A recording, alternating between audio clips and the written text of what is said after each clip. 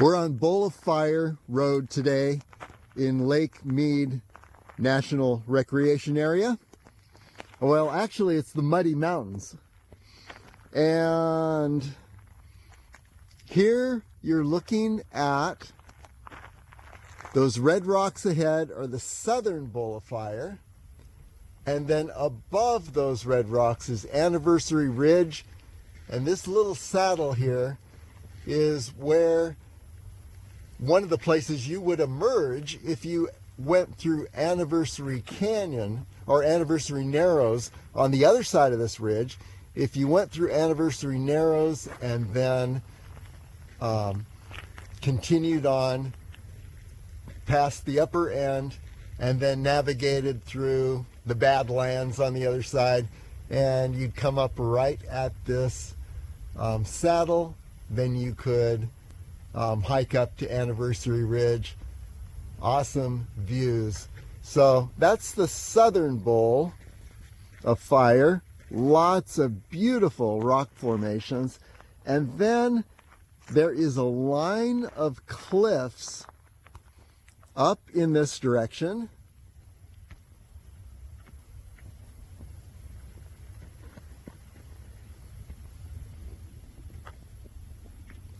And those cliffs mark the northern Bowl of Fire. So there's the southern bowl and the northern bowl, or some people call it the northern bowl, the upper bowl, and the southern bowl's the lower bowl. But anyway, they're the Bowl of Fire. If you continue on this road, we believe you should be able to get up to the northern bowl. So we're going to find out today. Anyway, we're with Jean-Luc Montier, and he is going to show us what this strange green formation that popped up in the middle of nowhere, how it got there and what it is. Yeah, so as you can see, there is this red sandstone here. And over it, there is a huge accumulation of sedimentary rock. So, and on the right here, we could clearly see how the hummingbird is looking at us. We could clearly see that these sedimentary rock were accumulated in an horizontal way, but now it's basically gained 45 degrees inclination. And so it's because, just like here on the right over there, we could clearly see with the sunlight how it works. And this is typical to these lines of mountains, because we are here along a fault, and where and ancient volcanic activities separate these plates on my right and on my left. And we're exactly on the same axis than Lava Butte, Black Mountain, that everybody knows in Vegas. It goes basically this direction, and the fault appear here. And this green formation is an ancient clay rich in copper oxide. And copper oxide is bring back to the copper is bring back to the surface, usually by volcanic activity. So it's interesting to see this little part, and you could find this kind of thing all along, especially before and after the Lava Butte, far away from here, that we unfortunately can see from here, but. So we could see the Black Mountain far away. So all along this fault, you have these copper metallic particles that pops up to the surface, and oxide because of water and oxygen on it. So pretty interesting to see, and also beautiful to see. So why is it along this band? Because it created the plates were like that, and the volcanoes pop up like that, lifting this part of the thing. And what was no, I did the wrong movement. It lifts like that, so all of the horizontal layers stay basically in this shape this way, but we are lifted here. And so the crack creates a fault where the magma could go through it. So most of these mountains are covered with ancient lava field, and sometimes these lava fields are recovered again by other sediment, because we don't have to forget that it was the bottom of a shallow ocean here long time ago, million years ago. And so yeah, and the red color come from the big oxidation event. I don't remember when it happened. I think it's 250 million years ago, the big oxidation event, where the accumulation and the increase of the oxygen level on Earth start to oxide the iron particles everywhere, turning the rock red. Hmm. So, interesting place. That's beautiful. Jurassic era? Before it.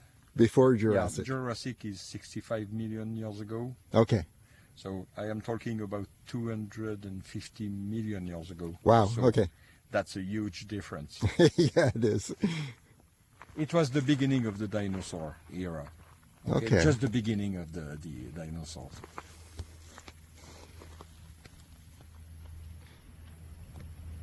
Beautiful place. It's very dry. We will try some interesting system today to try to avoid the heat. I carry it with me and we will try it. Awesome. Okay. And today we're looking for specific rock formations in the northern bowl of fire on top of the cliff line you'll see in a bit.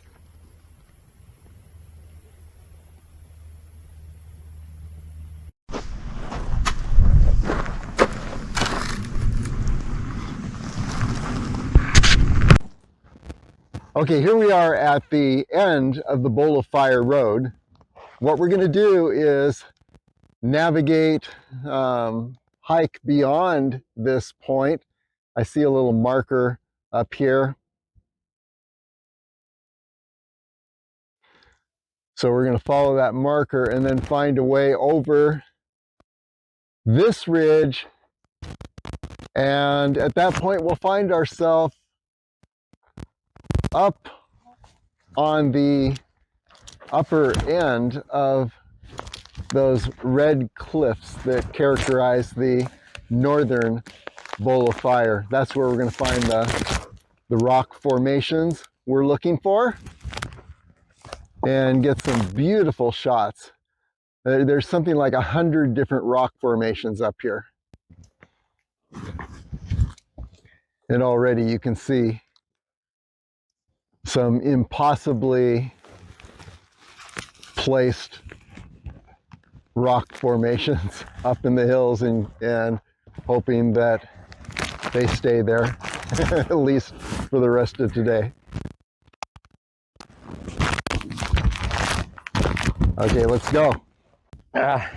Okay, that barrier was not the summit of the road. Evidently, that's just the place they stopped grading Bowl of Fire Road after the last flood. So we need to continue on to the summit of Bowl of Fire Road and then take a left over the hill to the summit of the northern area. And Jean-Luc is going to explain what we're looking at here. Oh, it's pretty interesting because you have these horizontal layers of red rocks, and then you have these white layers that some goes basically following the main stream of the layers, but some others goes vertical or goes at 45 degrees. So it shows how these layers of rocks were shaken by some seismic activity and lifting activities, and then it makes some calcite deposit. This phenomenon is known as crystallization, and you could clearly see that they are oriented vertically. And this goes, the water basically fills these cracks from this shocked rock and fill it with calcite. And as you see, pretty soft rock. Now, is the crystallization evidence of the presence of gold? Not, it could be, but not really. It works like that in a rhyolite, where okay. rhyolite rocks. I remind to you that rhyolite is the magmatic rock, igneous rock. It's the magma is the lava that never reached the surface. Lava reached the surface. Okay, so rhyolite is mostly could be magma or could become lava. Okay, the difference is gases expansion and different chemical reaction. Also, the way the time it takes to cool it, so it's much longer when it stays as magma than when it becomes lava at the surface of the earth with the atmosphere, the water, etc. But here it's pretty interesting because the water follows some patterns and then find a crack and goes in every direction, fracturing the rock. And later, just like today, the water infiltrate these cracks and start the phenomenon of weathering. Then erosion pushes all of these debris away. Very interesting. There's a good shot of the calcite. Okay, let's continue on and find that entrance to the northern bowl of fire up here. Just another thing, excuse me, I cut you. You could see that it was red, containing a lot of iron oxide. Then an event happened. It looks like a different kind of rock. Could be clay, so probably a flash flood event. And then the erosion accumulate once again these layers, turning red again. Basically, this is the same composition, but except there is a much more iron oxide on some places than others. And the iron oxide makes the red coloring. Yeah. Okay. Yeah. Beautiful line of little cliffs here. Look at that. And it just continues on and on. Okay, we've just continued to ascend the road past that barrier and along the canyon that you see below. Just wanted to make a note that if you come here from the Northshore summit, which is in this direction, I don't think you can see it from here, but you will head down a ridge line and then get into the gullies below the ridge line and eventually reach this road here, which connects with the road, Bowl of Fire Road, that we've been on. And you can see where it continues now up in this direction. But what we have done is ascended the ridge above the Bowl of Fire Road with the idea that we're going to circle around and end up on the summit of that cliff line that marks the northern Bowl of Fire. And there is that red cliff line you can see. So we need to circle around the back of this hill, the right side of this hill, and then up to the summit of this cliff line. It'll be to the right of the cliffs, and that's where we're going to find those 90 to 100 beautiful red rock formations. We have now ascended from the road below, and you can see the area, that line is where the road is on a just below in a little mini canyon. And just looking around,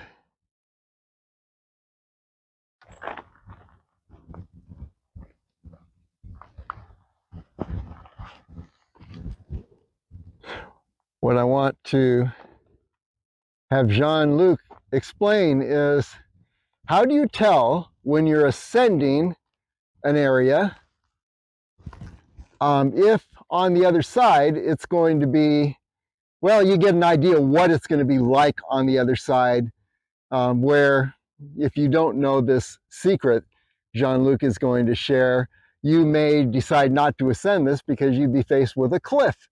So Jean-Luc, go ahead and tell us about this navigational strategy.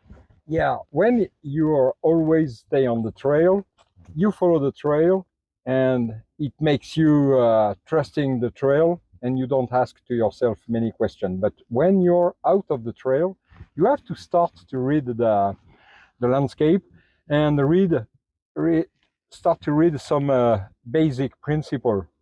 So, for example, here we are aiming to the saddle here, and we have two interesting things to observe here. We could observe that the side that faces the sun is vertical, making vertical cliff, and the layers goes deep on the ground this way. So it means that on the back of the saddle,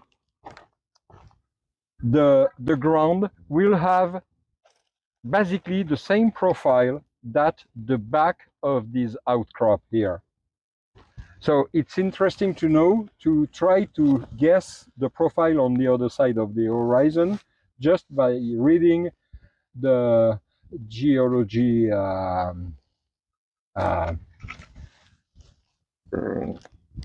formations and things like that. I forget my words.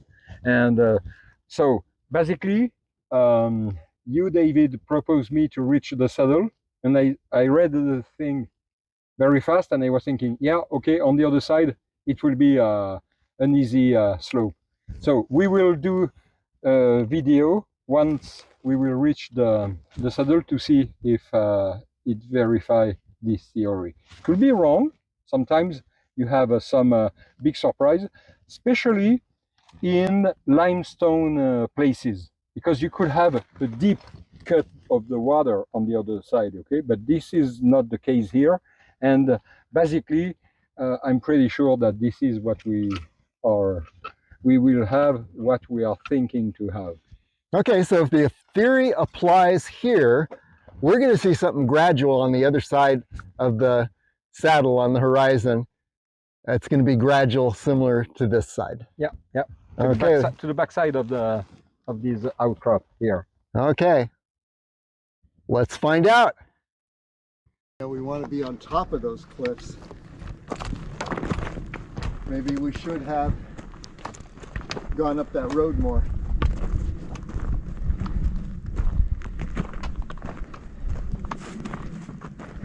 Yeah, I'm thinking that had we stayed on the road, we would have circled around above the cliffs. I agree, but look at that, we have a nice trail for us. Let's try it. Yoo-hoo! Might as well. Big horns shows the way. At least we know where the cliff is now. Yeah, and now we also know where to go because we are a little bit higher, and yeah. Okay, so see the other. Okay, we've just topped the saddle that we described from below. And remember, we were looking for a gradual decline. And what do you see, Jean-Luc? So just like I was guessing and expecting, we have the same kind of slope that we have on the first outcrop here. And so, plus the beauty of the thing is that we have a surprise with a wildlife path all along the side of this thing. So it means that we won't have to go down to perhaps after regain the altitude. We will follow the animal path that are made to save energy for them. So for us the same. And we will have a clear view on all of this rocky formation. And oh, I could see a beautiful arch from here, hidden on the back. Okay, so view from here, we will have a higher view and a much clearer idea of what we will have to expect. And this is the cliff line that marks the northern or upper bowl of fire. And what we were shooting for was the upper edge of that cliff line. And had we stayed on that road below, I'm thinking that we would have circled around this rock formation and then maybe had a more level approach to the upper end of this cliff line. However, we'll take this little trail and see if it does the same thing. Definitely a better view up here than from the road below. So here is the northern bowl of fire, and there are something like 100 different beautiful rock formations in this bowl or above this bowl, and we're going to take some video of those rock formations. This turned out to be a good approach. But you will see a nice surprise. Okay. And the Lake Mead over there.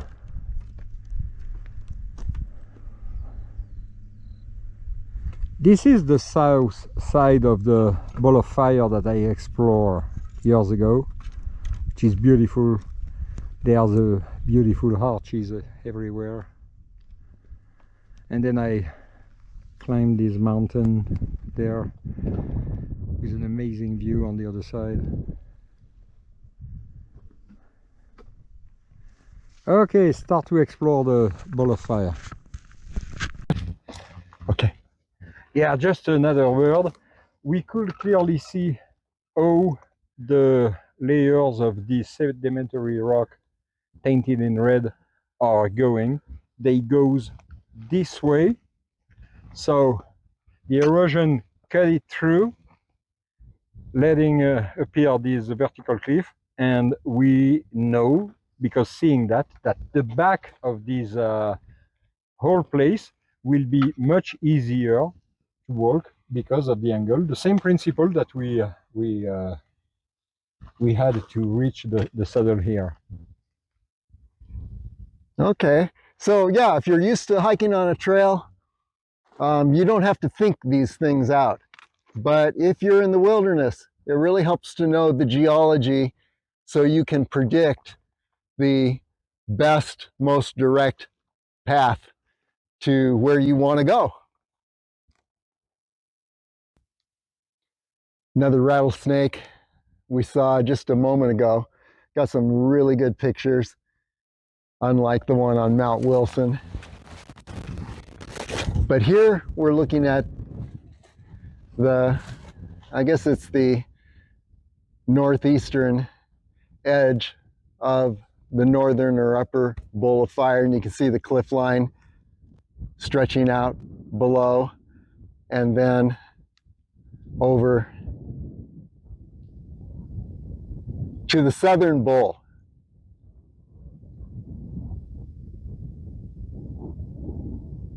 Very beautiful. And then there's a shot of Lake Mead.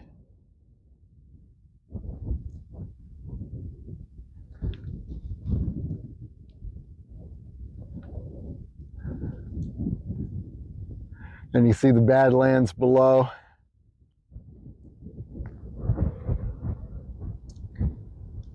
Pretty rugged.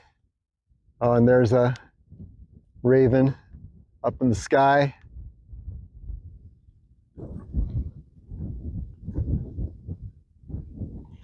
Anyway, as far as the rattlesnakes, this one was hiding in some bushes like the creosote that you see around us. You always want to be above and not below a snake. They can move very fast when they're moving downhill.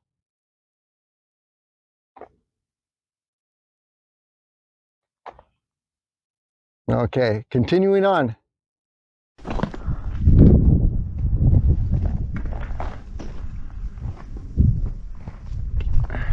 Rock swallows.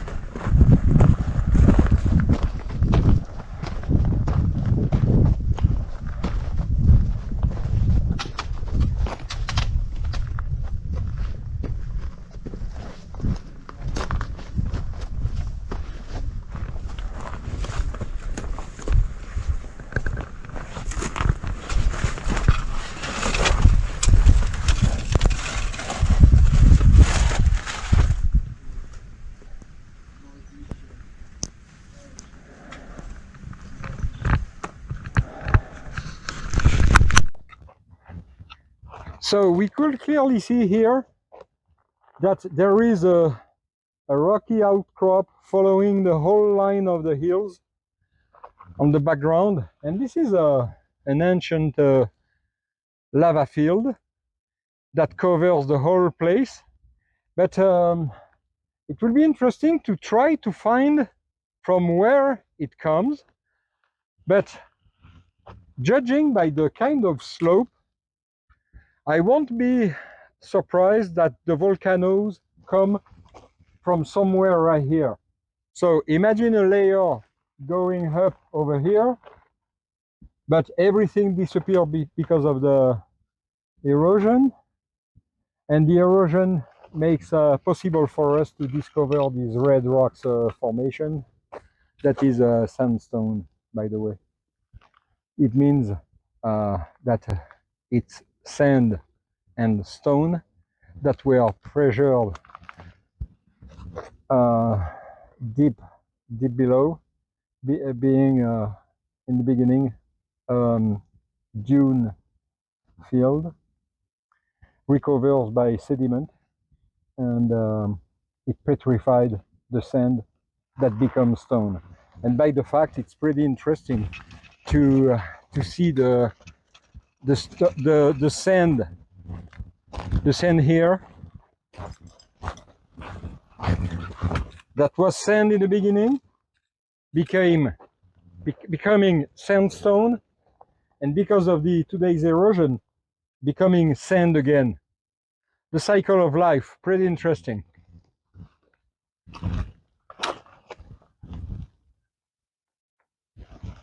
Impressive place, huh? It's incredible to explore everything in one day.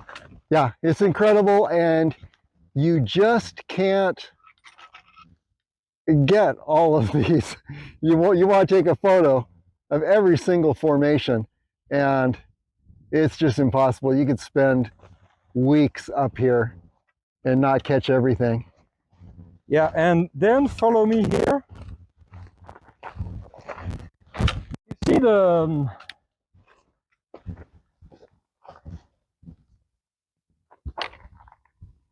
Something interesting here. This is the north side of this pile of dirt covered with cryptosoil, this brown formation. And this is an association between an algae and a mushroom. The mushroom can do the chlorophyll function, but provide nitrogen to the algae, and it makes an association. And these plants are the first pioneer on a very degraded soil, because it releases some nitrogen on the ground. A little bit later, the first plant could colonize. So it's pretty interesting to see that this whole hill is covered, and this whole thing, most of them have several centuries of growth. So it's important to protect them and to don't walk on them. And so cryptosoil is an important step to the colonization of most evaluated plants just after. So respect the ground, have a look at on where you are putting your step. If you have to cross in such places, try to find another way to turn around. Okay. Stay away from the cryptosoil, which, Yeah. as we're walking here, is Go that. a little bit closer over there. What are we looking at? Are we looking at some of that right here? There are Why don't you some point here, it out? some here, some here, some here, but some here, beautiful ones. Okay, hold on.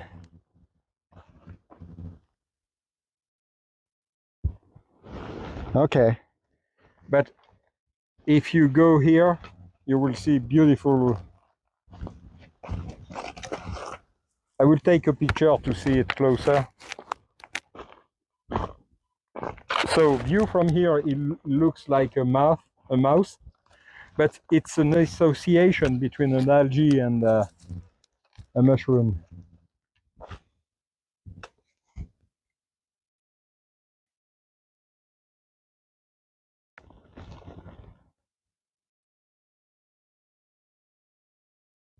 Yeah, don't walk on that. Yeah.